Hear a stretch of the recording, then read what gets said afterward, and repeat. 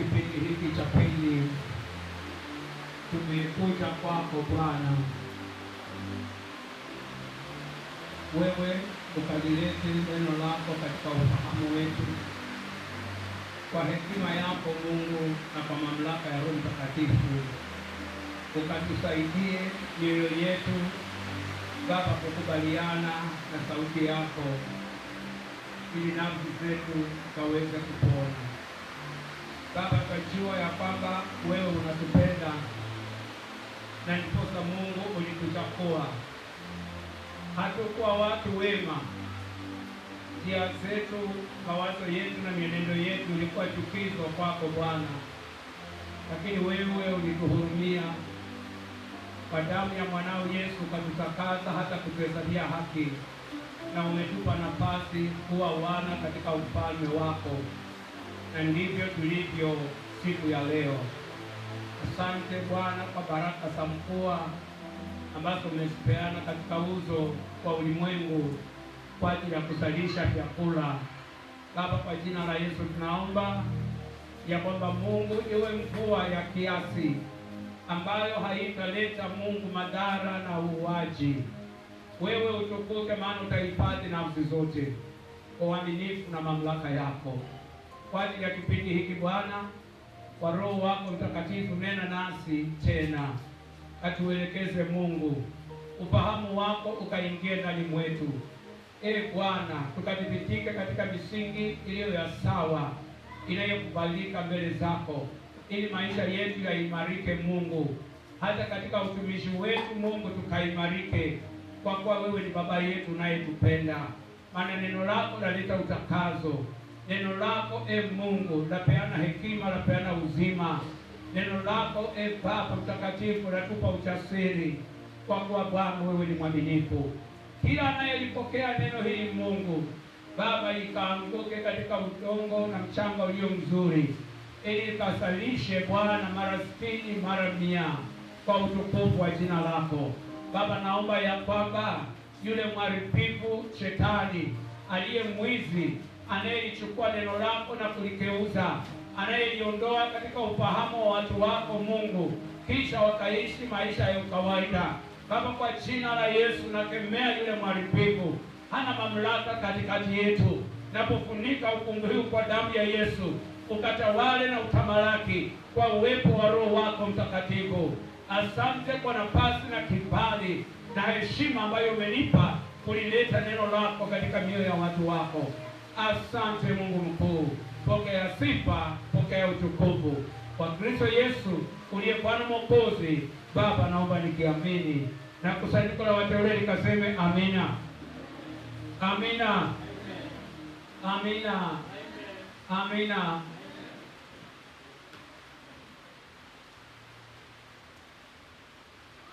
Tuko katika majira ya ujenzi,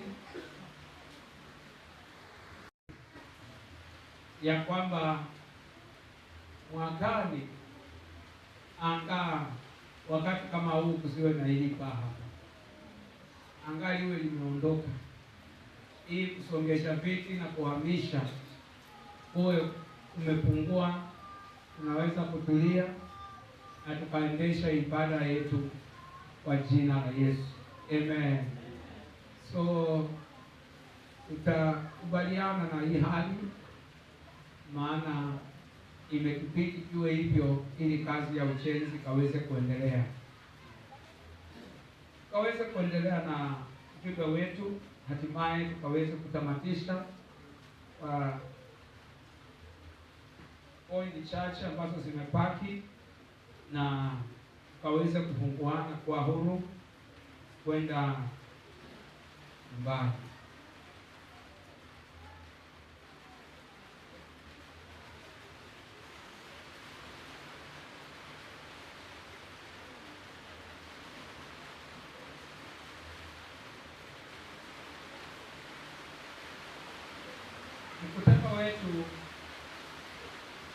Mkutano wetu tuliokaa wa viongozi wa jimbo la Kwale,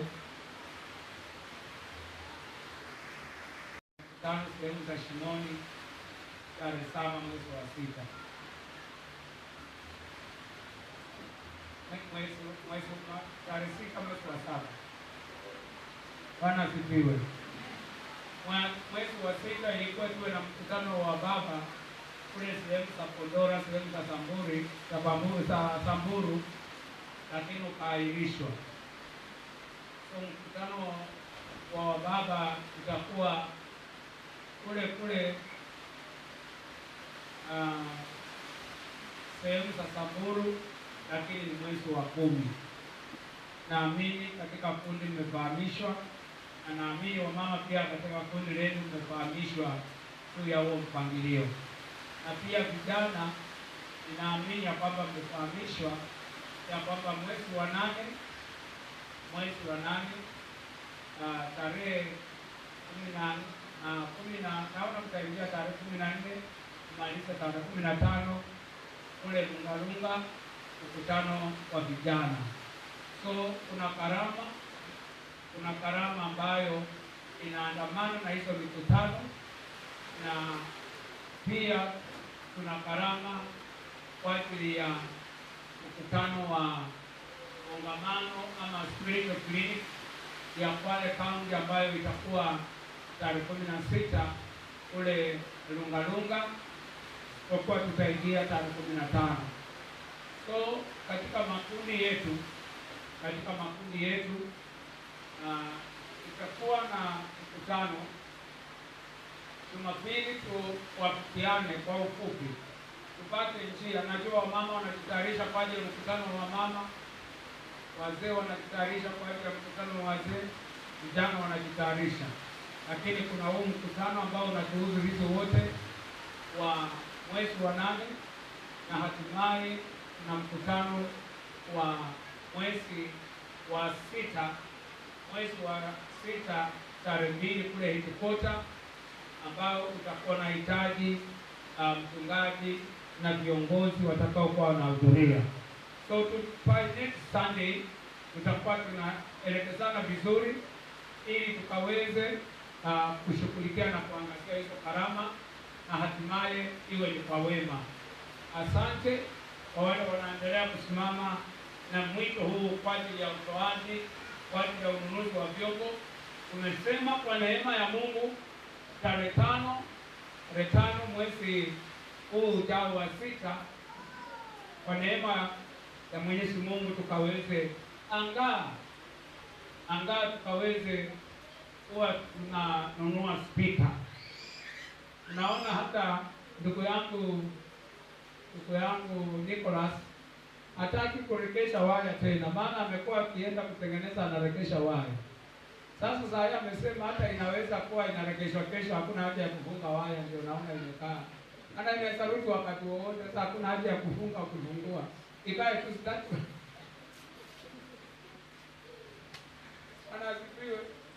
Bwana asifiwe. Yaani hakuna haja ya kurekesha waya, maana inaweza rudi kwa fundi wakati wowote. So ikawa naona tumwamini Mungu at least. Kuna wachache tulikuwa tumekubaliana, baadaye wengine wakaongezeka. Waliongezeka watu kama wawili ama watatu hivi. So kama unaweza kusimama na 5,000, hizo ni kando na hizi zinazoendelea. Lakini utakapokuwa umetoa, utakuwa umesimamia lengo katika hiyo budget kubwa ambayo tumeilenga kuwa nayo kwa ajili ya vyombo. Kasema kwa yule ambaye anaona inaweza kufanikiwa na 5,000, tunataka tukiwezekana angaa muujiza wa speaker upatikane. Maana mahali kwenye tuko sasa hivi tuko katika hatari kuhusu speaker na kuhusu hiyo mashini ndogo hiyo inayoitwa mixer.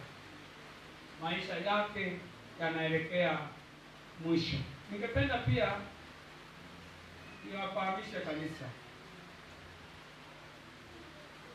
wenye wako na pini namba, wangapi wana KRA namba ile ya ushuru? Nani waliandikisha? Nani wamefaili return zao tayari? Wangapi wamefaili return? Umefaili return tayari, hauna shida na serikali, si ndio? Wangapi wamefaili return zao? Aha. Kama uko na pin, kuna nafasi pia, serikali ilitoa nafasi ya waiver. Kuna madeni watu wanadaiwa, kwa hiyo maana mtu alichukua na akaiweka kwa sanduku. Sasa kama ulichukua ukaweka kwa sanduku na huwa uendi kila mwaka uenda kuonya, hata kama ufanyi biashara, lakini unaenda tu kwa ofisi unawaambia hivi, mwaka huu sijafanya biashara yoyote, alafu wanakuandikishia kuambia umekuwa mwaminifu, kumaanisha ukipata utaleta, lakini saa hii tunakwambia hukupata faida yoyote, ni zero, wanakuwekea muhuri wa mwaka huo. Sasa hiyo ni mambo ya kinidhamu, ni mambo ya kinidhamu. Bwana asifiwe, Bwana asifiwe. Na mambo haya ni rahisi tu, lakini watu wengi, kuna mtu amesuhilika kwenda masomo nje ya nje, amesuhilika, kila kitu kimelipwa, kuna scholarship imepatikana, lakini KRA PIN akienda miaka mitatu hajafanya returns, miaka mitatu hajafanya returns, amepuuza. Anasema hiyo ni mambo ya serikali. Si mambo ya serikali, inapuuza na inanihusu. Bwana asifiwe. Ofisa mwingine juzi hapana anatuambia bila alipoteza tenda. Amepata tenda ya kusupply vitu ambavyo wengempa faida ya 1.5 million. Lakini mambo ya KRA tangu aichukue aliweka kwa sanduku. Sasa kwanza wewe unahesabiwa si mwaminifu. Na kama si mwaminifu huwezi ukapewa kazi tenda ya serikali. Ama hata private unaweza kukosa mambo mazuri. Tangazo la pili. Bwana asifiwe. Nani amejiregister na SHA? Ana kadi yake iko valid. Nione ni wangapi?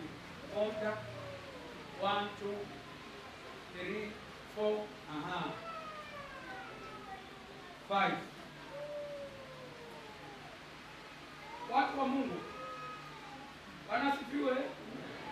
Bwana asifiwe. Kwa nini wengine hawajajiandikisha?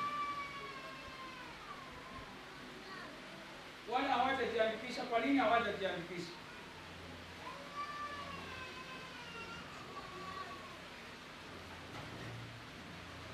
Basi asianze kuhubiri tuende nyumbani.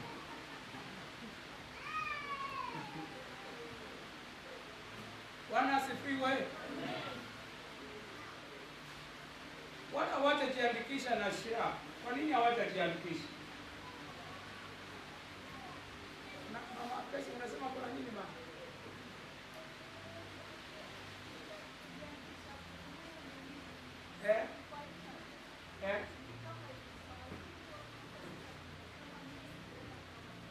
Ujaenda ukakonifahamu kama iko sawa.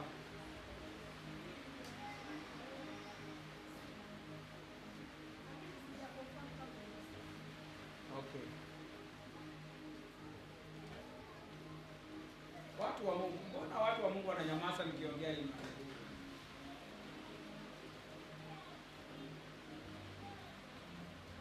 Mzee Mwamui, baba, umeona wema wa SHA ndio?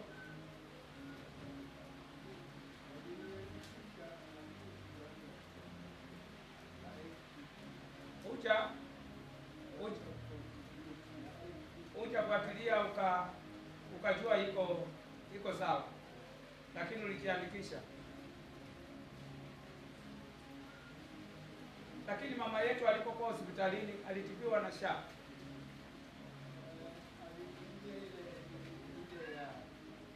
Alikuwa amehamishwa akatibiwa. Kuna kitu ambacho wapendwa, ningependa tuondoe katika mawazo yetu.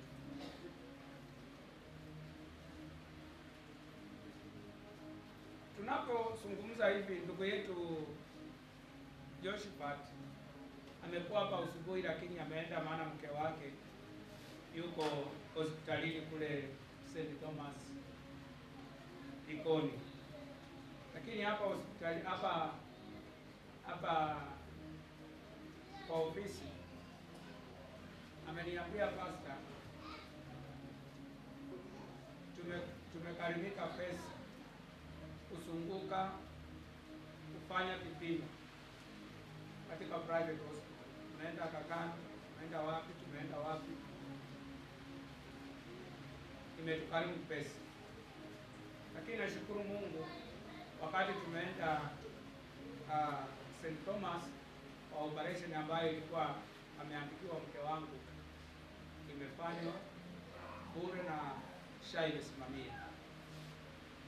Ndugu yetu Nicholas amepatwa na jambo la dharura. Mama yetu Mama Jose wamepatikana na jambo la dharura. Kile kitu ambacho kimeondoa aibu katika uhitaji wa pesa site ya $100,000 ni kwamba anapatikana, amejiandikisha na anashughulikiwa na anatibiwa. Basi unasema sisi tutakuwa wagonjwa, ama unataka kuleta ugonjwa kwa kanisa? Bwana asifiwe. Bwana asifiwe. Na siliwaambia kuna watu wako ukiroho wanapita Roho Mtakatifu wanaenda mbele. Roho anafanya kuwapata. Maadamu tuko katika mili hii, Bwana asifiwe. Unaweza kujipata huko mdhaifu. Tuko katika mwili na tunaishi. Ni vizuri wapenzi katika Bwana kujiandikisha. Ni vizuri kujiandikisha, na hata kama itahitaji Sunday moja, session ya pili, ndugu yetu Vincent yuko hapa, Simeon yuko hapa, nani mwingine ana ufahamu wa kuandikisha kwa simu?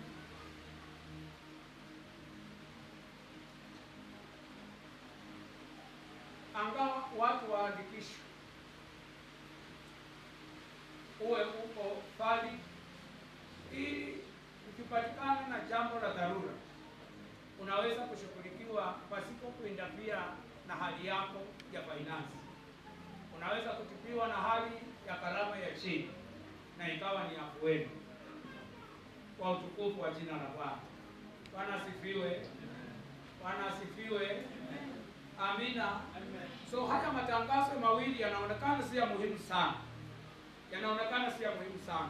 Kuhusu KRA na kuhusu SHA, kujiandikisha kwa ajili ya mambo ya skimu ya matibabu. Inaonekana si ya kiroho na inaonekana si mazuri. Lakini kama mzazi, nina jukumu kulifahamisha kanisa, ili tukaweza kuchukua uamuzi nao tufaa kwa ajili ya maisha yetu.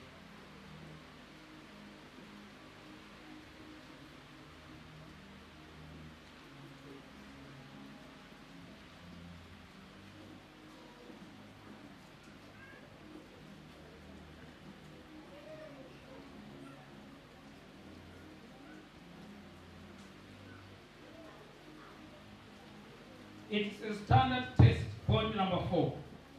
It's a standard test or measure to God's will. It's a standard test or measure to God's revealed will. Proverbs chapter number 30. Proverbs chapter number 30. Proverbs chapter number 30.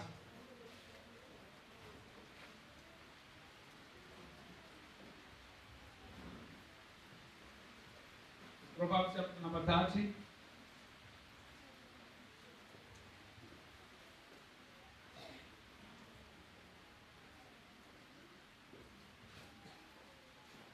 Verse 5 to 6.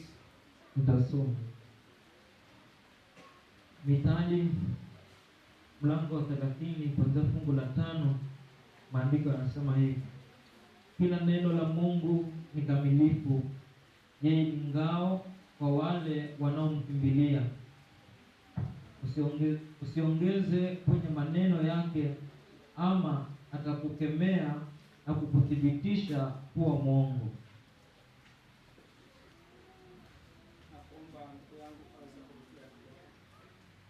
Methali mlango wa 30 kuanzia fungu la 5, maandiko yanasema hivi: kila neno la Mungu ni kamilifu, yeye ni ngao kwa wale wanaomkimbilia.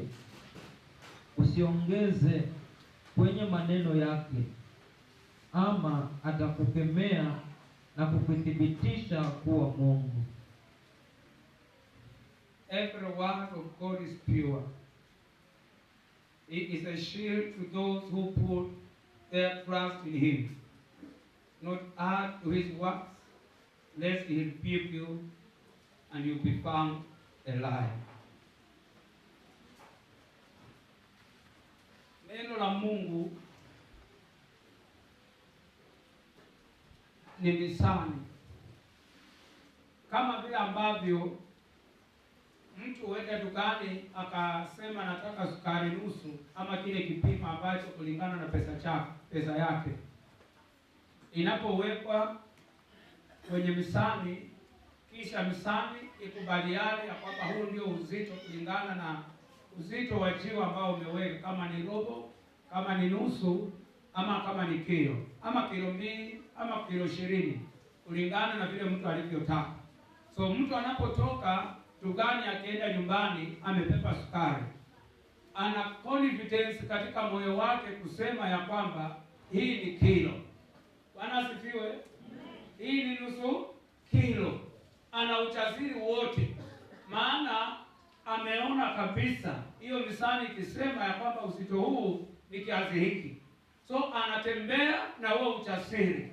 So neno la Mungu likikuwa ndani mwako, ukilielewa, ukilifahamu, tayari hicho ni kipimo sawa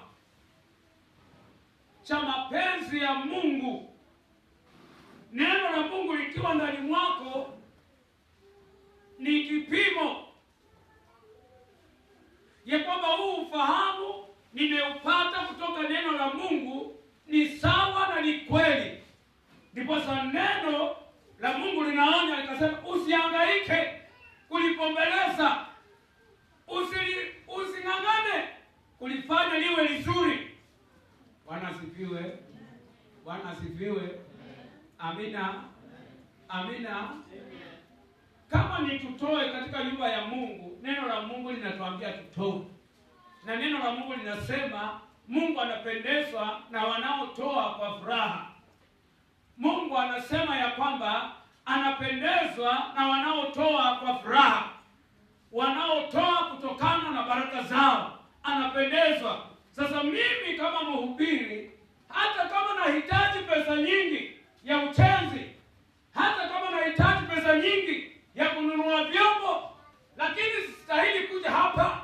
Niliambia kanisa, nataka watu wasimame na 20,20.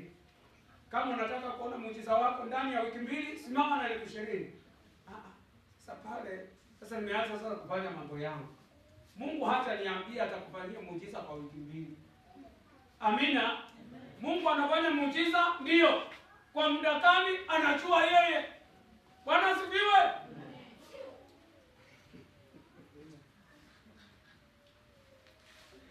Oh my God. Bwana asifiwe. Asifiwe Mwokozi. Mungu anafanya miujiza. Anafanya. Sote tunakubaliana. Amina. Mungu anajibu maombi. Ndio, anajibu. Anajibu lini?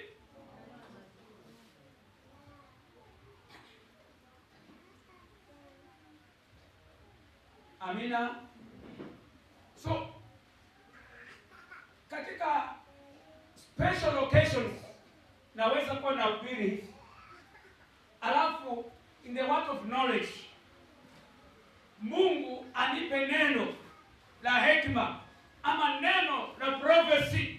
Ninapoendelea kufundisha, anipe kuhusu mtu, nitakuwa na ujasiri kumwambia mama, Mungu amenizungumzia ndani ya mwaka huu. Bwana asifiwe. Niwe na uhakika Mungu amefanya nini? Amenizungumzia. So naongea nikijua ya kwamba Mungu amenizungumzia, na kama Mungu ndiye amesimama, Mungu amesema kwa Ezekiel, anasema mtawajua manabii wa uongo watakaosimama na kusema kwa jina la Mungu, ikiwa yale ambayo wanasema hayatatendeka, hayakutoka kwangu. Amina. Ikiwa watakayoyasema hayathibitika, hayakutoka kwangu. Lakini ikiwa watakayoyasema yatatimilika, yametoka.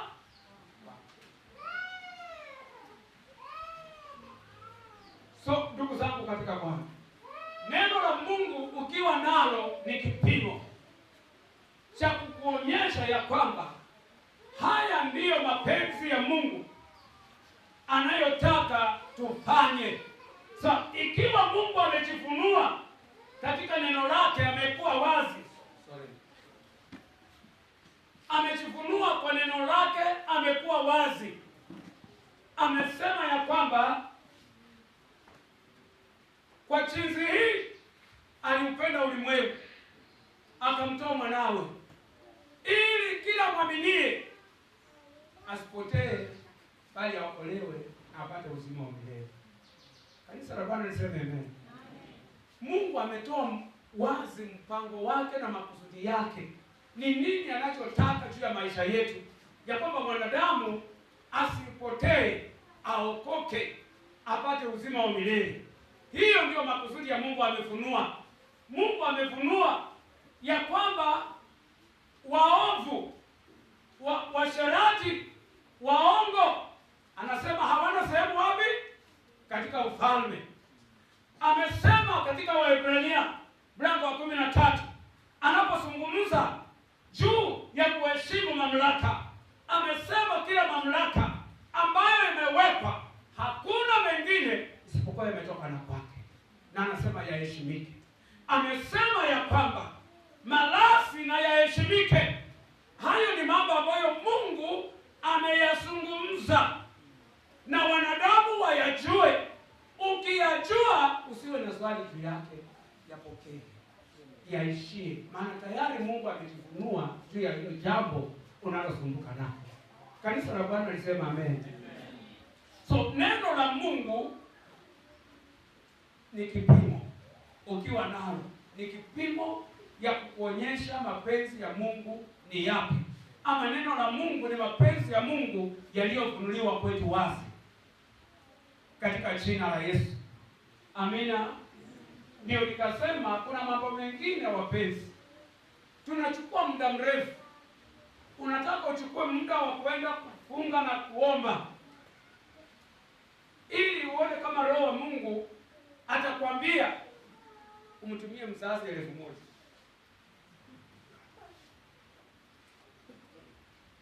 Mungu amekubariki na pesa katika shughuli zako. Ndani ya uwezo wako una shilingi 1,000 kumtumie mzazi. Neno la Mungu kuhusu uhusiano wa mtoto na mzazi na watoto liko wazi. Bwana asifiwe. Ya kwamba ni vyema sisi kusimama na wazazi wetu katika mahitaji yao. Lakini wewe neno liko wazi, alafu unataka usumbuke ili angalau ionekane kiroho, useme mama, nimekutumia maana Mungu amenifunulia. Nimemtafuta Mungu na akaniambia nikutumie hiyo 1,000. Hapana. Kubariki mtu ni vizuri. Kusamehe mtu ni mapenzi ya Mungu. Anasema kama sisi tulivyosamehewa waovu sisi, na Mungu akatusamea, ndivyo pia tuwasamehe na hata wanaotufanya nini? Tukosea sisi. Sasa kusamea mtu ni mapenzi ya Mungu, tayari amejifunua. Mungu anataka tusamehe watu. Haihitaji nitafute Roho wa Mungu kama atanielekeza kumsamehe Mama Florence. Haihitaji, maana tayari imefunuliwa ya kwamba imenipasa nisamehe. Bwana asifiwe. So the word of God is a test. Is a will of God revealed to us. So ninapolisoma najua haya ndiyo mapenzi ya Mungu. Sasa ni sehemu yangu kuyafanya. Kama Mungu ameonya, kuna maonyo mengi katika Biblia. kuna mwelekeo katika Biblia Mungu anapeana juu ya watu wake, juu ya watoto wake waweze kuyaishia. Hayo ni mapenzi yake ndani ya neno lake, ameyafunua wazi kwetu. Unapolisoma ukilifanya, umefanya moyo wa Mungu. Kanisa la Bwana liseme amen. Amina. Amina. Bwana sifiwe. Bwana sifiwe.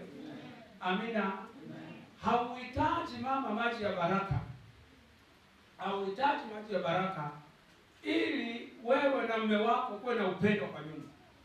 Kuna kanuni ya kuleta upendo na mahusiano mazuri katika neno la Mungu. Kuna mtu ameona maji ya baraka hapa? Jalete uhusiano mzuri kwa ndoa. Mpende, mtii. Neno la Mungu liko wazi ya kwamba wanangu, hii ndio ufunguo na wapea ya amani katika nyumba yenu. Mpende mke wako, mtii mume wako. Kila mmoja akija katika nafasi yake, na katika kupenda kuna karama. Kunafika kwingine hata kana kama hatupendeki, lakini Mungu amesema penda. Unalipa karama kwa ajili ya kuleta msingi wa amani ambao Mungu alitaka katika ndoa. Unapenda hivyo. Maana Mungu mapenzi yake ni kupenda, na mapenzi yake ni kutii. So tukija katika hiyo mapenzi ya Mungu yaliyofunuliwa, haistahili niende ninunue maji ya baraka niche nimwekee kwa chakula nikipika mboga. Kanisa la Bwana lisema amina. Akienda kuoga, unaona hii maji kabla usubuhi hataenda kazini, hiyo maji kimpelekea. Unaona watu wengine wanapitia kupeleka maji, kumbe hata ni uganga tu wanafanya. Bwana asifiwe. Hakuna cha kupeleka, ni uganga tu. Kuna maji aliambiwa usubuhi. Bwana asifiwe. Kuna bidii ya kupika chai, lakini nyinyi hapana, mimi nafundisha. Msielewe vibaya.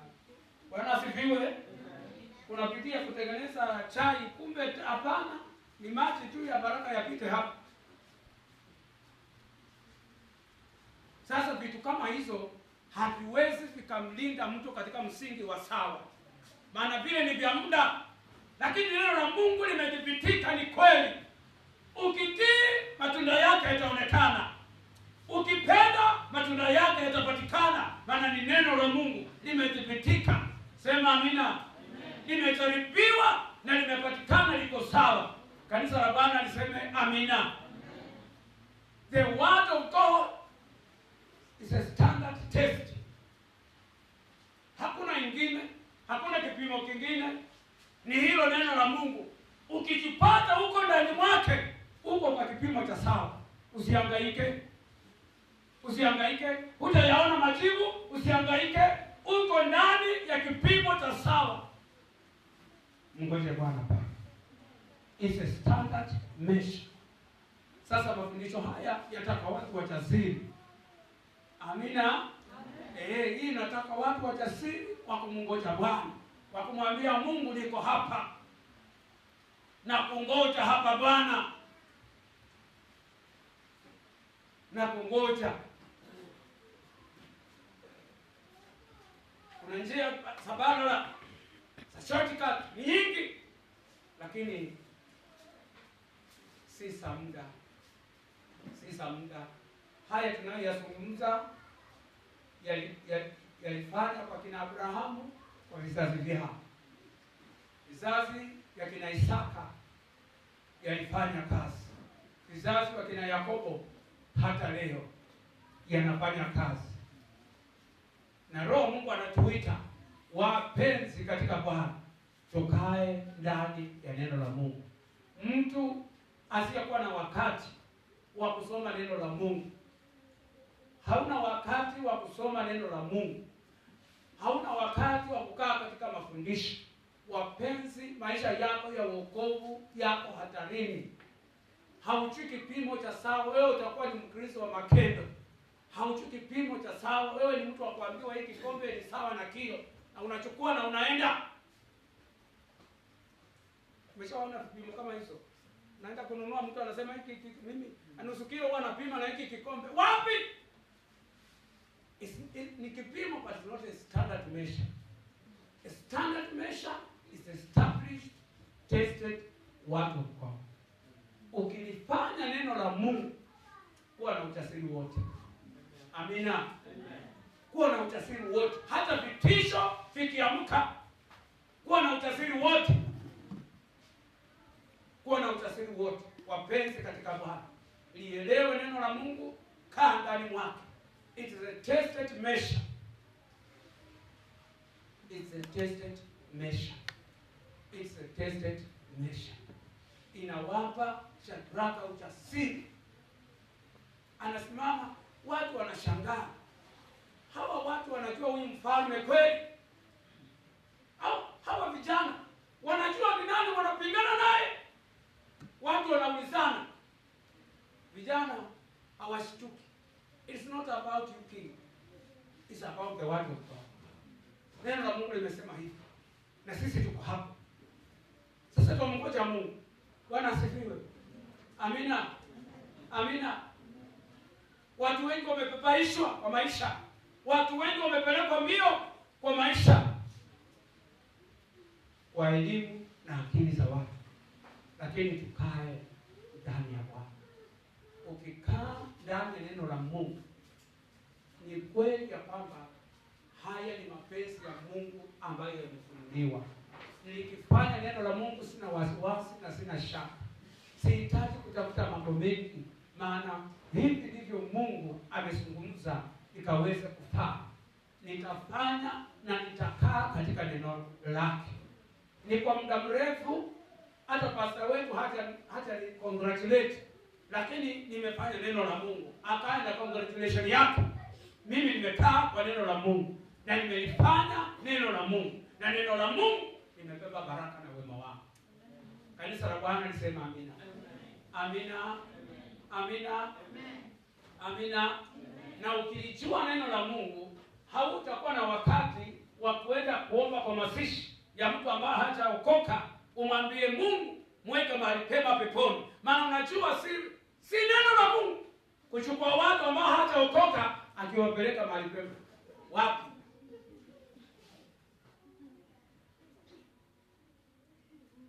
Yanaonekana ni maombi mazuri mbele ya watu. Yanaonekana ni maombi wakati wa huzuni yanafariji watu. Je, unasema neno la Mungu ama unasema maneno ya furahisha watu katika mkutano wa mazishi? Tangu lini Mungu ana biashara ya kuchukua watu akipeleka watu mahali pema peponi? Nafsi ya mtenda dhambi haina sehemu. Bwana asifiwe. Amina. Tunaweza kumnunulia sanduku nzuri, tunaweza fanya sherehe nzuri ya mazishi, tunaweza changa pesa nyingi ya mazishi, ni vizuri, tunasherehekea maisha yake ya ulimwenguni. Lakini pamoja na karama yote, hana sehemu katika ufalme. Alikuwa na nafasi alipokuwa angali hai, kukiri na kumpokea Kristo kama mwokozi wa maisha yake. Ndivyo neno la Mungu linavyosema. Amina. Ya kwamba nuru imekuja na umeikataa, umependa kiza.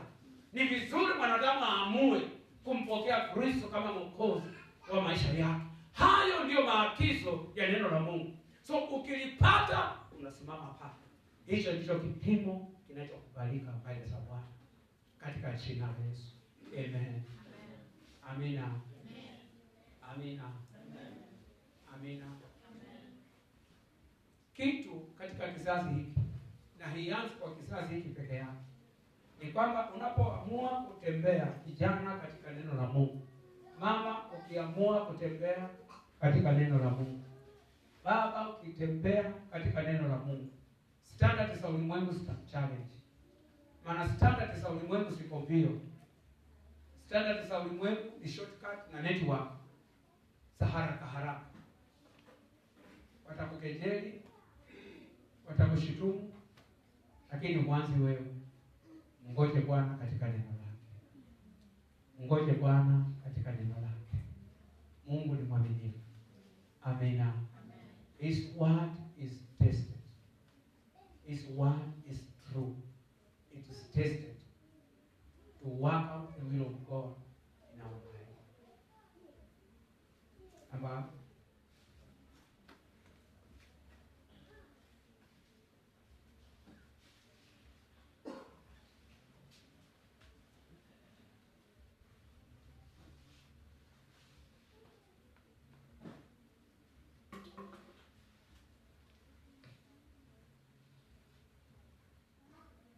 By it we overcome sin and temptations.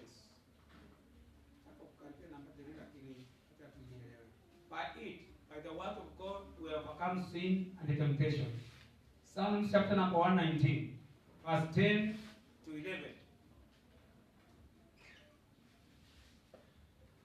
By it, we overcome sin and temptations. Psalms chapter 119, verse 10 and 11. Zaburi 119 fungu la 9 nasema hivi: jinsi gani kijana aifanye njia yake kuwa safi, ni kwa kutii akilifuata neno lako. Ninakutafuta kwa moyo wangu wote, usiniache niende mbali na amri zako. Umelificha neno lako moyoni mwangu, ili nisikutende dhambi.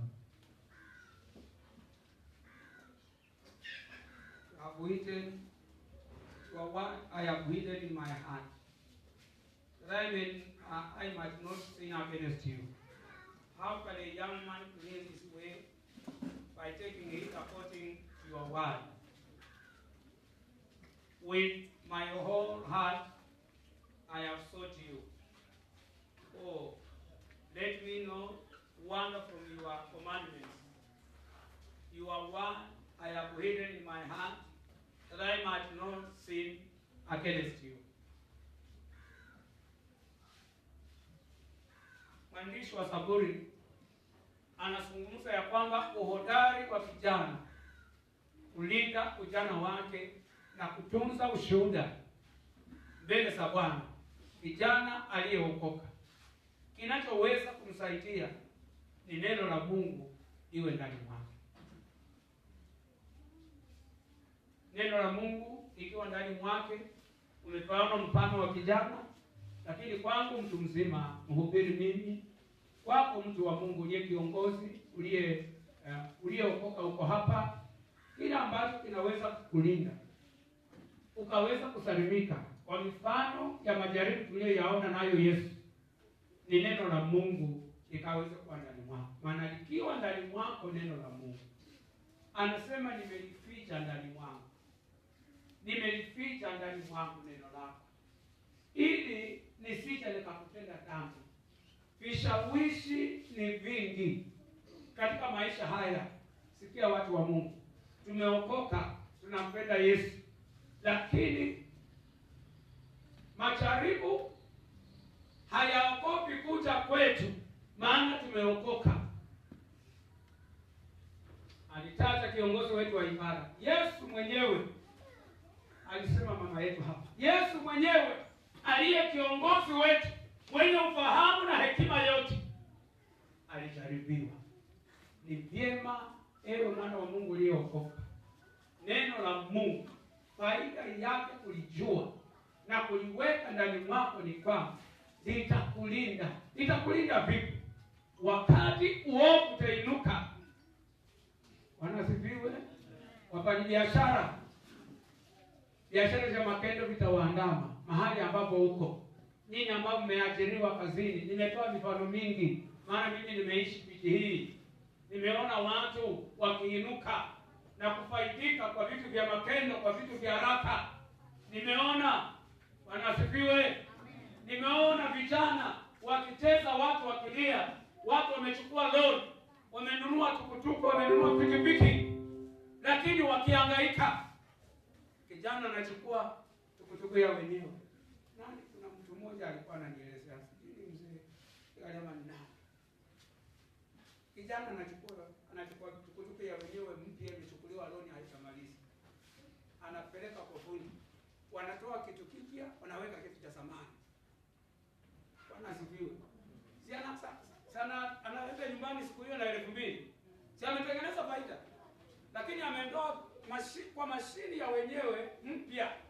Ameenda wameongea na fundi.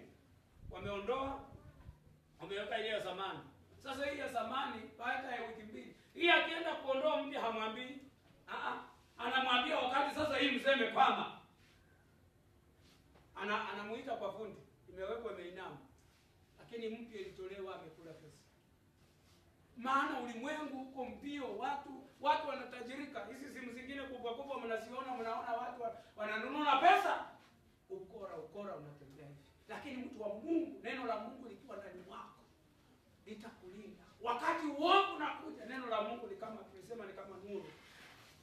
Kwa roho wa Mungu, neno la Mungu lililo ndani mwako, roho wa Mungu analiuisha kukuonya ya kwamba hiyo mipango mlionayo inaonekana ni vizuri, lakini haimtukuzi Bwana.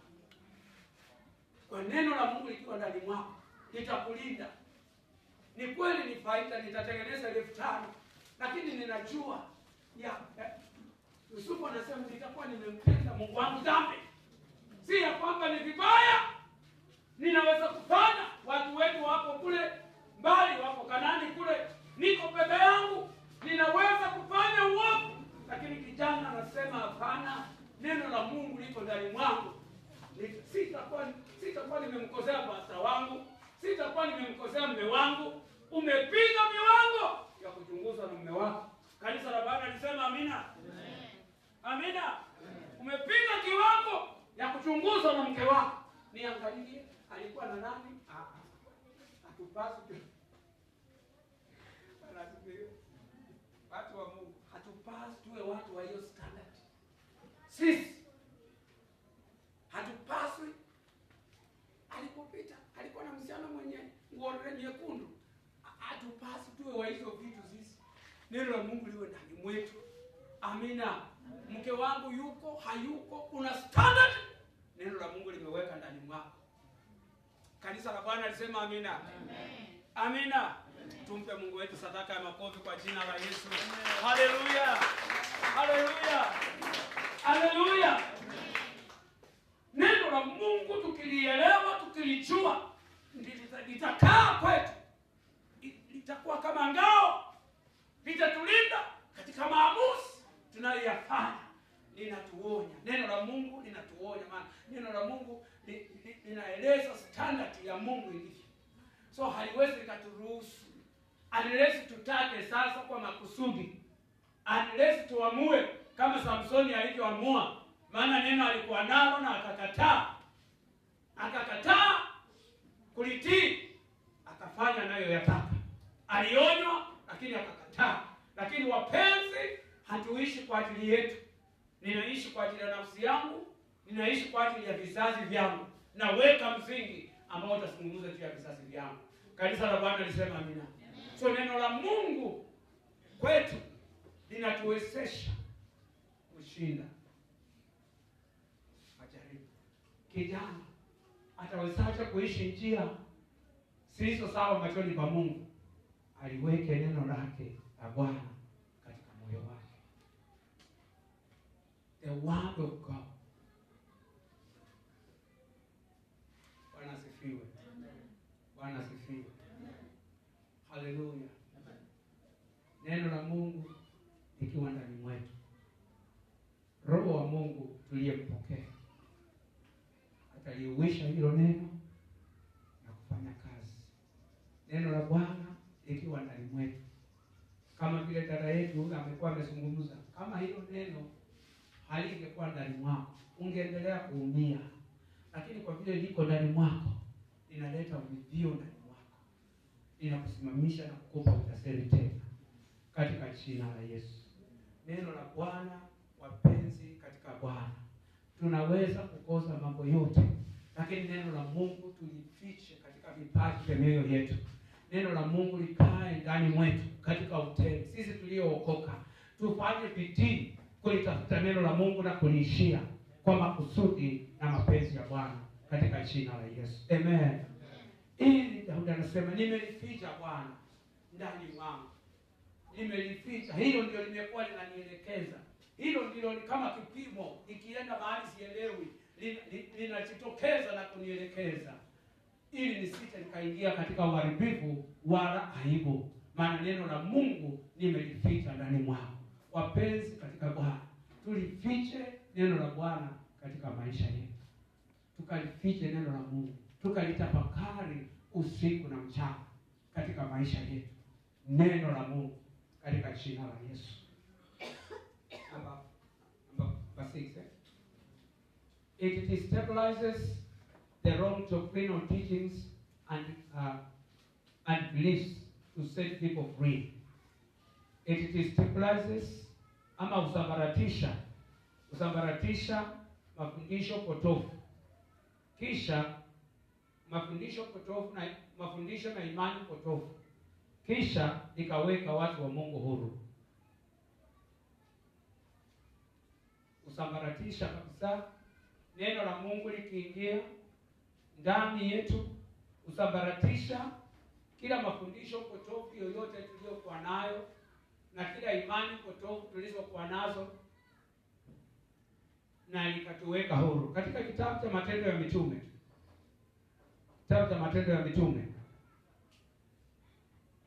Matendo ya Mitume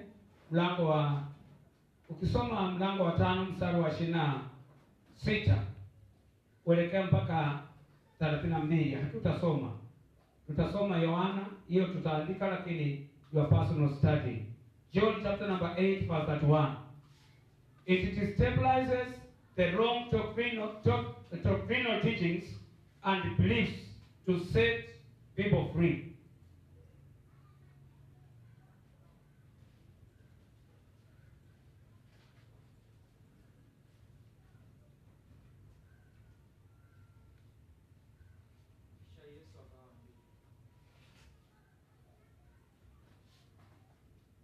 Yohana mlango wa 8 kuanzia fungu la 31, maandiko yanasema hivi: kisha Yesu akawaambia wale Wayahudi waliomwamini, kama mkidumu katika maneno yangu, mtakuwa wanafunzi wangu kweli kweli, ndipo mtaijua kweli, nayo kweli itawaweka huru. Wao wakamjibu, sisi tu wazao wa Abrahamu, nasi kamwe hatujawa watumwa wa mtu yeyote. Wawezaje kusema kwamba tutawekwa huru? Yesu akajibu, amin amin nawaambia, kila atendaye dhambi ni mtumwa wa dhambi. Mtumwa hakai nyumbani, kuachia tu hapo kwa sisubuke. Nitaka tukapche namba 31. Then Jesus said to those who believed in him, if you abide in my word, you are my disciples, you are my disciples indeed. Bwana asifiwe. Ikiwa mtakaa ndani mwangu, if you abide in my word, you are my disciples indeed, and you shall know the truth, and the truth shall make you free. Ikiwa mtakaa ndani ya neno langu. Katika kitabu cha Matendo ya Mitume mlango wa 5, kuna mafarakano yametokezea kwa kanisa la Antiokia. Kuna imani potofu imeingia. Kuna Wayahudi wanasema lazima wapendwa wa mataifa ambao sio Wayahudi, ambao wameokoka, lazima watahiriwe ndio waweze kuwa sawa na sisi.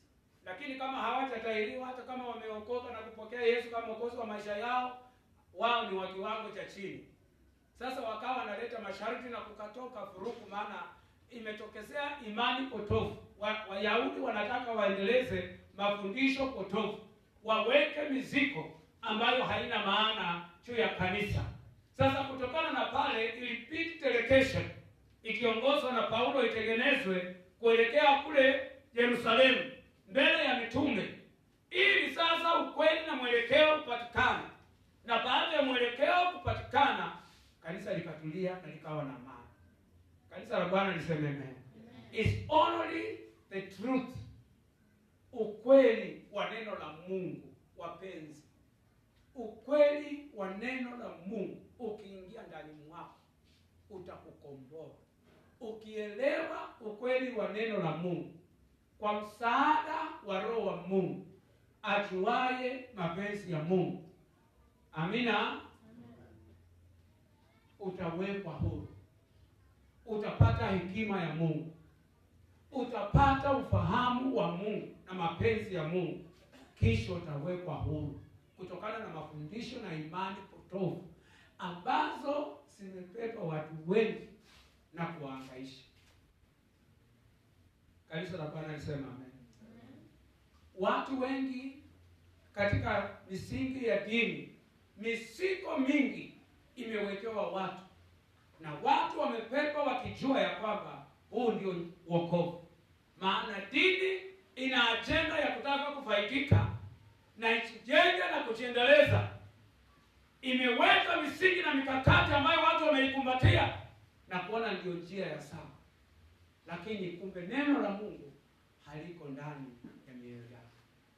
Yesu anasema, hakika neno langu likiwa ndani mwenu, mkishalijua na mlikubali, mkae vile ninavyotaka, hakika mtawekwa huru. Utawekwa huru, utakuwa na amani, hautakaa chini ya nira ya dini na mila na mikakati na desturi ya dhehebu. Utakaa katika mapenzi ya neno la Mungu, na wema wa Bwana utajifunua kwa maisha yako. Kanisa la Bwana lisema amen. Amina. Amina. Amina. Bwana asifiwe. Haleluya.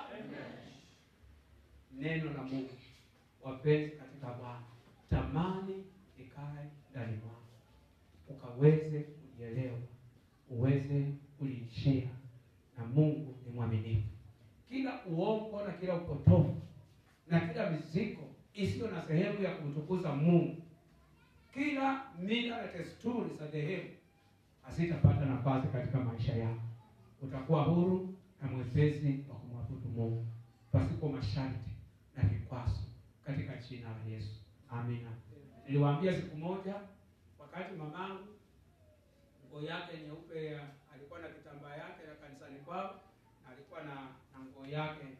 Bahati mbaya hiyo nguo ingeraruka bahati mbaya Jumamosi. Jumapili aende kazini, Jumapili aende kanisani, nguo imeraruka. Sasa utakuwa umeharibu utakatifu. Utakatifu lazima iwe nyeupe kutoka kichwa mpaka, yaani iwe na wana kikundi chao cha nguo za utakatifu. Sasa watu ni waovu, wanafanya ukora na umevaa nguo takatifu. Bwana asifiwe. Kanisa la Bwana alisema amina. Tunaelewana? Unaona vile watu wameweka mikakati mingi kwa uniform na wameacha mioyo yao kuikeuza mpendeze Bwana. Watu wameelekeza bidii kwa mambo yasiyokuwa ya kiungu. Lakini neno la Mungu ndilo linaweza kukeuza mwanadamu. Sio uniform, si register. Amina. Amina. Register kuwa nayo ni muhimu. Nijue ya kwamba huyu ni mama fulani, huyu ni mama fulani, namba yake ya simu ni hii. Ni muhimu. Lakini sistahili kuinua register ya kanisa kuliko maonyo na makemeo ya neno la Mungu. Kanisa la Bwana lisema amina. Amina. Neno la Mungu. Neno la Mungu. Kanisa ikae katika neno la Mungu. Tuonyane, tukemeane, itembee katika mapenzi ya Bwana. Kanisa la Bwana lisema amen. Amina. Mke wangu alihamisha kanisa, maana alikuwa amesonga nywele. Akahamishwa kanisa na mama akatukanwa sana. Kwa nini unaacha mtoto anaharibika kwa kusonga nywele? Hiyo kanisa watu wasongi kabisa. Sasa yeye ametoka shuleni, bora tunatumia mfano wa mke wangu, lakini nafundisha kanisa. Amina. Sasa mikakati imewekwa kwa mambo ambayo mtu akinyoa nywele, mtu akisonga nywele, ina sehemu gani na uhusiano wake na Mungu? Sini urembo wa kujipamba. Kanisa la Bwana alisema amina. Lakini sasa dini tuweke standard kabisa. Mpaka diko yuko hapo mlangoni. Tutakuwa tunakosa yaliyo ya msingi ambayo yanaweza kutuweka huru. Sasa tunapepesha watu miziko ambayo hata akinyoa, hata asiposonga, haileti chochote katika maisha yake. Ni neno la Mungu Amina.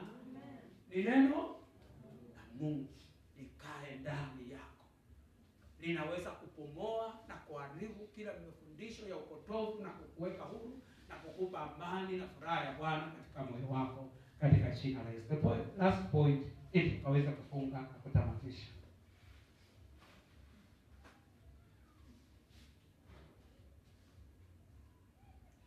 The word of God has the power to create. It has the power to create things. Utaandika Genesis chapter number 3 kuanzia verse 1, lakini hatutasoma pia. Tutasoma kwa wakati wako. Nataka tusome Yohana mlango wa kwanza mstari wa kwanza hadi wa 5. Has the power to create things.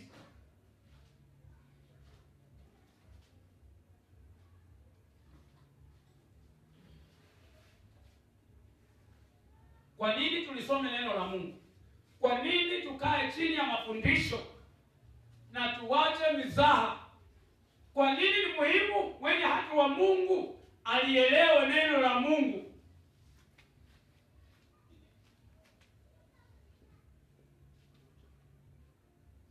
Chapter 1 verse 1 to 5. Tasoma Yohana mlango wa kwanza kuanzia fungu la kwanza. Maandiko yanasema hivi: hapo mwanzo alikuweko neno, huyo neno alikuwa pamoja na Mungu, naye neno alikuwa Mungu. Tangu mwanzo huyo neno alikuwa pamoja na Mungu. Vitu vyote viliumbwa kwa yeye, wala pasipo yeye hakuna chochote kilichoumbwa ambacho kimeumbwa. Ndani yake ndimo ulimokuwa uzima, na huo uzima uliokuwa nuru ya watu. Nuru hung'aa gizani, nalo giza halikuishi ndani. Pale mwanzo palikuwepo na neno, na neno lilikuwapo na Mungu, na hilo neno alikuwa ni Mungu. Bwana asifiwe. Na hakuna chochote kilichoumbwa isipokuwa kwa hilo neno. So Yohana anazungumzia kuhusu Yesu. Wakati Yohana anaanza kuandika injili yake, waandishi wengine hawa wamemaliza. Mathayo amemaliza, Marko amemaliza na Luka amemaliza. Yohana anaandika injili wa mwisho. Wakati sasa mambo mengi yameanza kujitokeza kuhusu Yesu Kristo ni nani, hakuna aliyeeleza kati hawa wengine vizuri kama vile Yohana anavyoeleza kuhusu Yesu ni nani na nguvu iliyomo ndani mwake. So anasema pale mwanzo palikuwepo neno. Ndipo Wayahudi wanamwambia, wewe ni mtoto, tumekuja ni mtoto juzi tumekuona mtoto wa Yusufu hapa. Anasema hapana, kabla ya Abrahamu mimi nalikuwa. Anasema wewe unabeba, anasema hapana, nalikuwepo. Amina. So neno la Mungu likiwa ndani mwetu, neno la Mungu lililo Yesu ndani mwetu, neno la Mungu linaloleta hekima ndani mwetu likiwa kwetu, kuna mamlaka ya kuumba na kikawa. Amina. Ndio wewe mtu wa Mungu uliyookoka, huu ulimi wako ni silaha mbaya. Ni silaha mbaya sana. Ni silaha nzuri na silaha mbaya. Ukiitumia vibaya ni silaha mbaya. Maana huu ulimi ndani mwako na mamlaka ya kuumba vitu vikawa. Watu wengine tunaishi product ya ulimi wa watu waliozungumza wakatumia mamlaka ya kuumba yaliyokuwa ndani mwao. Wakazungumza. Nilikuwa na shuleni kwetu. Kulikuwa na mwalimu ambaye angekuja nini akizungumza, maana alikuwa ni mtu wa kuongea akifunga macho hivi. Ni mtu wa kunywa changanya na sukari. Sasa angefanya kitu kwa watu wacheke. Akiandika watu wacheke huko nyuma. Alisema nyinyi mtakata miwa nyinyi. Nyinyi mnanisumbua. Mtakata miwa. Unajua sasa yule ni mwalimu. Ana mamlaka juu ya watoto wake. Bwana asifiwe. Bwana asifiwe. Analaani wasichana, mtaolewa na wakataji miwa.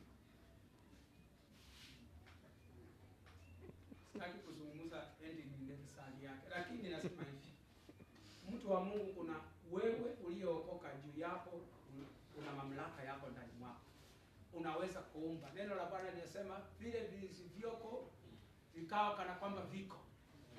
Bwana asifiwe. Na nguvu iko katika wapi? Neno lililomo ndani mwako. Katika Mwanzo linasema na Mungu akafanya nini? Akasema kwa neno na vikawa. Na mamlaka hayo yamewekwa juu yetu. Ukanene na vikawe. Bwana asifiwe. Siku moja nikawaambia wapenzi katika Bwana, nikawaambia tuache kuwa emotional. Sisi tumeokoka.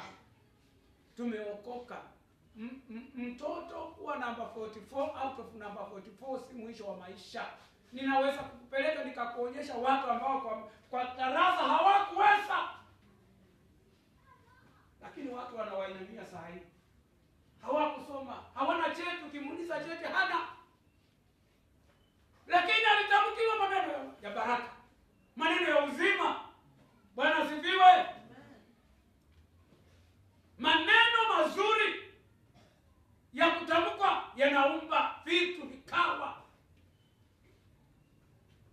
Hata wengine nikisema hivi tunatakana tusimamie hapa tutubu kwanza.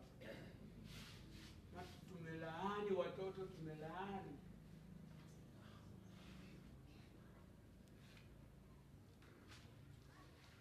Unatoa receipt ya benki. Hizi ni pesa ngapi? Hizi ni pesa ngapi? Pumbavu kabisa wewe.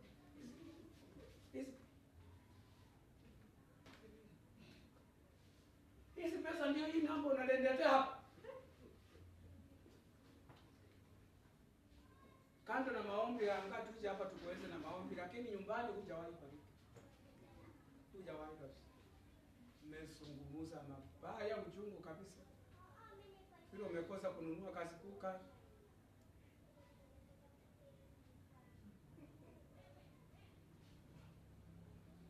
Nataka niwatie moyo watu wapenzi. Usizungumze uchungu juu ya watoto. Usizungumze uchungu juu ya mume wako. Usizungumze uchungu juu ya mke wako. Kanisa la Bwana lisema amen. Sikia neno la Bwana. The word of God which is in you has the power to create.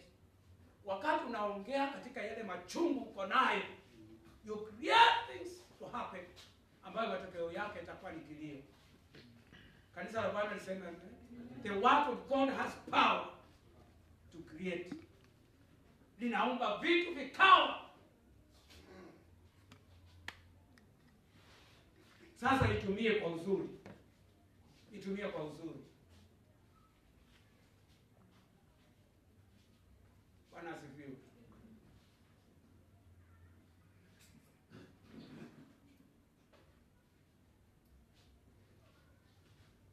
Mwambie wanangu, mtakuwa ukitaka kwenda holiday, mwingine atakuwa anatufuata na ndege. Sasa ukiniangalia na mke wangu sasa unaona saa ya ndege kweli. Lakini mimi waambie, mmoja atakuwa anatuchukua na ndege anatupeleka holiday. Ndege iko wapi? Mimi sioni. Lakini nazungumza neno la Mungu. Neno la Mungu lenye kubadilisha. Nani ajuaye ya Mungu? Kanisa la Bwana lisema amina.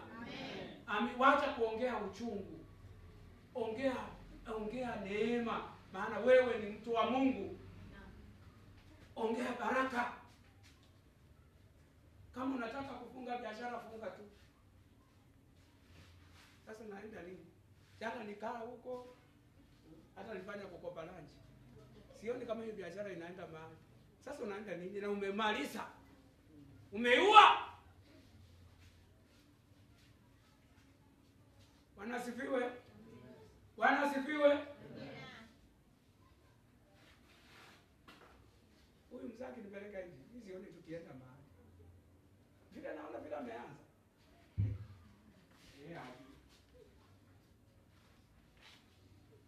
Akinipeleka hivi. Bwana asifiwe. Si uko nazungumza. Si uko naumba. Bwana asifiwe. Nasema hivi watu wa Mungu. Neno lililo ndani mwetu la Mungu likikaa ndani mwetu, tukiliruhusu litumike vizuri, linatengeneza vitu ambavyo havikuweko. Vikatengeneza mtu aliyekuwa muovu. akatokezea mtu ambaye Mungu na tamanio la moyo wangu lilivyo. Amen. The word of God has the power to shape the character. Lina uwezo, likiingia, likitamkwa, liingie, lina uwezo kukamata mtu, likamkeuze, badala ya kulalamika. Lakini ukitamka mema juu yake, neno la Mungu lina uwezo kulishape na kubadilisha mienendo, tabia za mtu.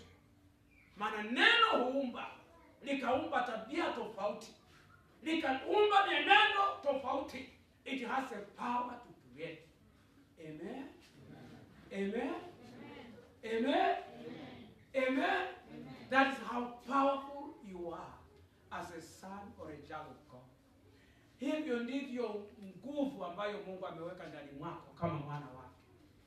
Neno lake liko ndani mwako, liko ndani mwako, lina uwezo kuumba vikawa. Havijakuwa Mungu, lakini Bwana vitakuwa, maana wewe umesema katika jina la Yesu. Kanisa la Bwana lisema amina. Amina. Wateule wa Bwana wasema amina. The end point ambayo nimelenga katika fundisho hili, wapenzi katika Bwana, kuna mawimbi mengi yanazunguka. Kuna watu wanafanya vituko vingi. Watu wameanguka katika mitego ya mambo yanayofurahisha macho, lakini watu wameacha kuabudu Mungu wa kweli. Na waonya kwa jina la Yesu ya kwamba tukamuishie Mungu katika neno lake.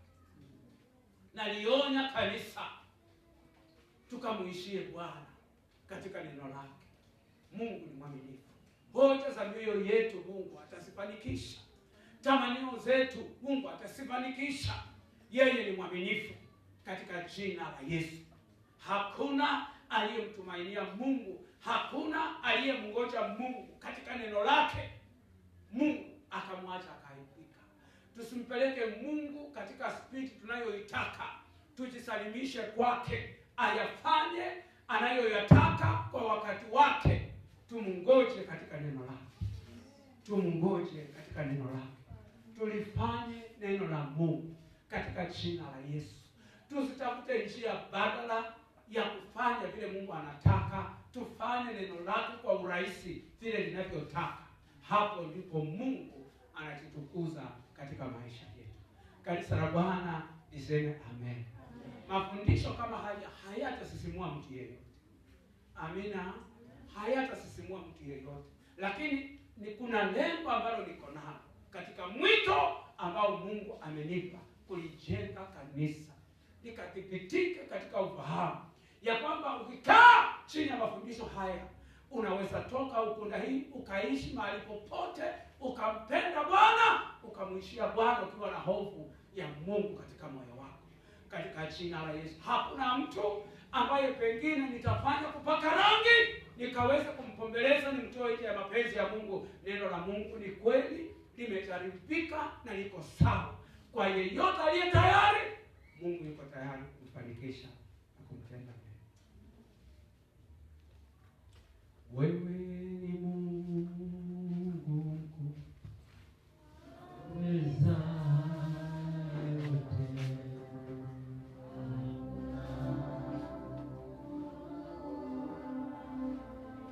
Wewe ni Mungu, wewe ni Mungu mkuu, waweza yote.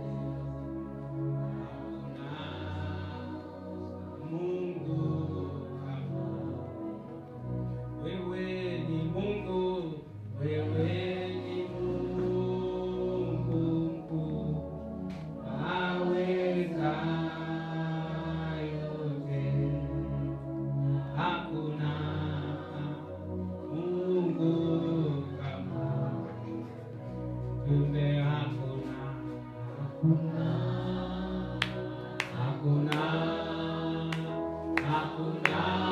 kama wewe. Hakuna kama wewe. Bwana,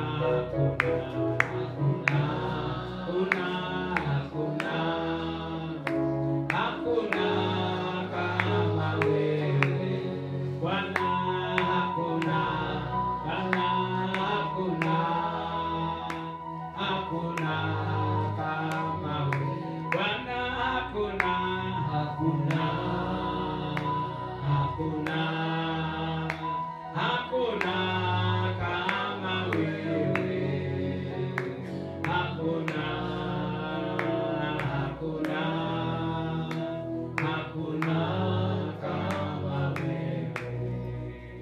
wewe waweza, wewe ni Mungu, hakuna kama wewe, hakuna, hakuna, hakuna kama wewe Bwana, hakuna, hakuna, hakuna, hakuna kama wewe, hakuna, hakuna, hakuna kama wewe.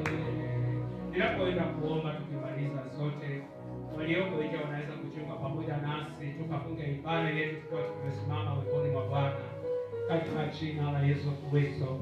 Kwa kuwa Bwana wewe ni mwaminifu, wewe uliye baraka katika neema yako iliyokuu, Bwana, kwa makusudi na mamlaka yako, Mungu, unatawala kwa uweza na neema, Mungu, katika rehema na fadhili, katika uaminifu na mamlaka, umetukuka kwa uweza na neema, Mungu, katika jina la Yesu Kristo.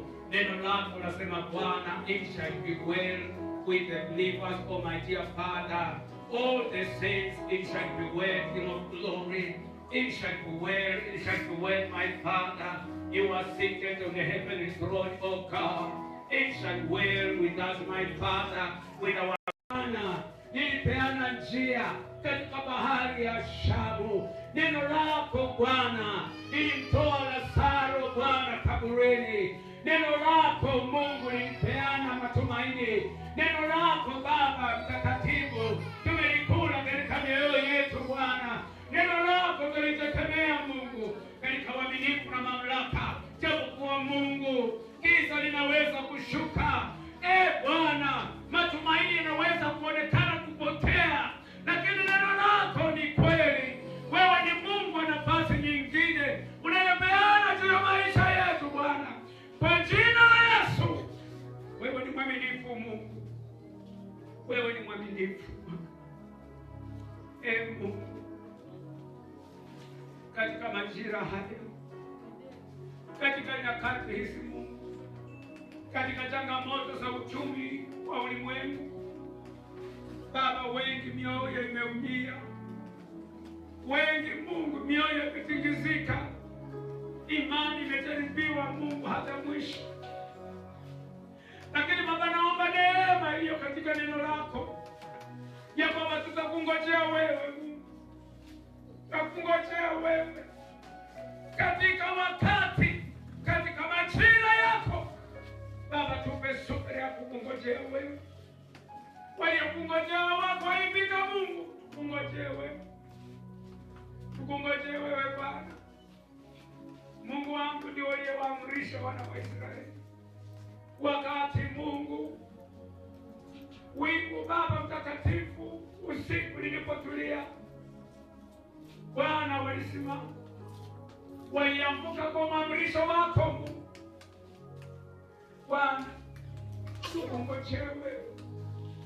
Wakati mwingi kwa maamuzi yetu ya haraka Baba, tumeondokea neno lako, tumeondokea makusudi yako Baba. Tufundishe jinsi ya kukaa miguuni mwako, tufundishe Bwana kulitegemea neno lako,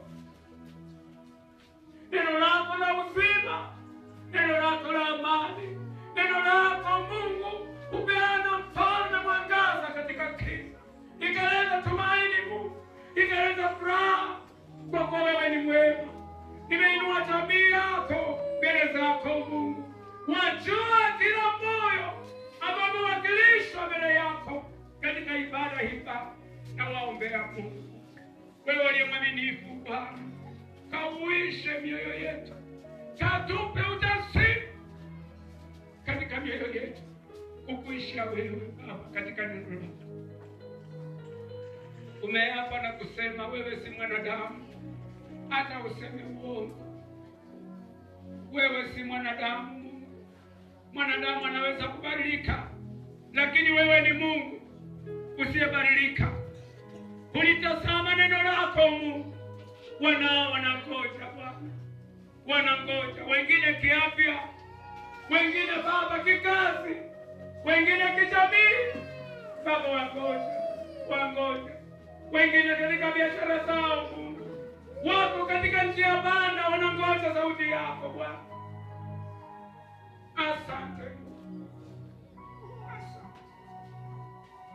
Asante Mungu wa baraka, kwa kuponya na kuisha mioyo iliyovunjika na kukata tamaa.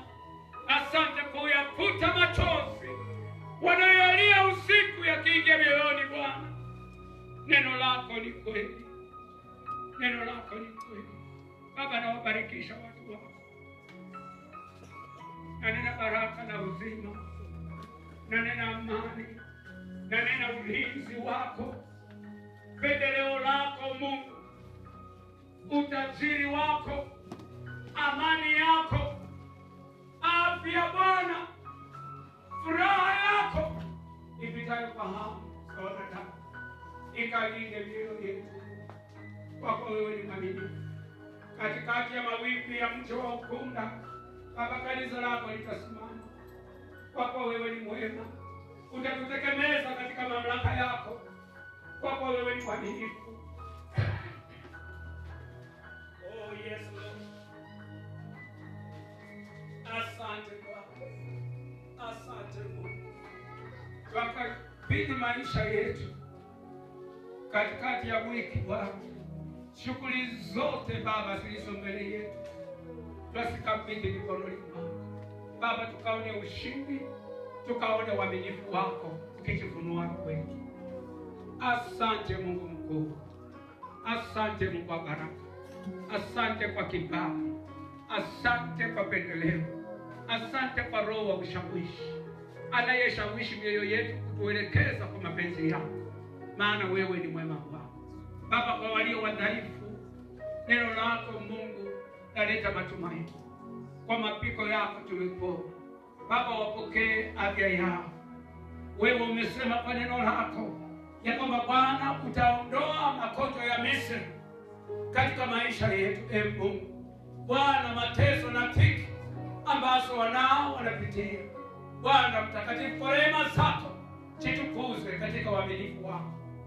Asante Mungu mkuu, asante kwa jamii ya ndugu yetu Josephat, asante kwa jamii ya ndugu yetu Nicholas, asante kwa jamii ya Mama Lina, asante Mungu kwa ajili ya mama yetu Mama Jose na wote ambao ni wadhaifu Baba, tukushukuru kwa maisha yao, maana hatimaye mkono wako rehema umesimama na umewaweka huru. Asante Bwana kwa kutupa nafasi ya kuishi. Asante Mungu wa amani, maana mauti si sehemu yetu. Kwa makusudi yako tutaishi, kwa kuwa Bwana unatupenda. Asante Mungu, maana umasikini si sehemu yetu. Wewe ulifanyika masikini ili Baba utajiri tukaupokee kwa jina la Yesu. Asante Mungu wa baraka, pokea utukufu, pokea heshima. Kila tamanio la moyo katikati yetu naliinua mbele zako Baba. Wewe ni mwema, wewe ni mwema Baba, wewe ni mwema. Tumefika mwisho tamati ya fundisho, tumefika mwisho wa mkutano wetu wa ibada siku ya leo. Bwana, neema yako iwe juu ya kila mmoja wetu tunaporudi manyumbani mwetu. Bariki wanao Mungu, maana tumejiwakilisha kwako Baba na kulipa fungu la 10. Tumejiwakilisha kwako na sadaka kutokana Baba na shughuli zetu. Bwana, tukumbuke, mharibifu asiwe na sehemu. Katulinde na ukatusimamisha kwa uaminifu wako hata tutakapokusanyika tena kwa mikutano zingine. Wema wako na amani yako iwe pamoja nasi kwa Kristo Yesu. Baba, naomba nikisadiki na kusanyiko la Bwana liseme amen. Amen. Amen. Amen. Amen. Amen. Amen. Amen. Amen.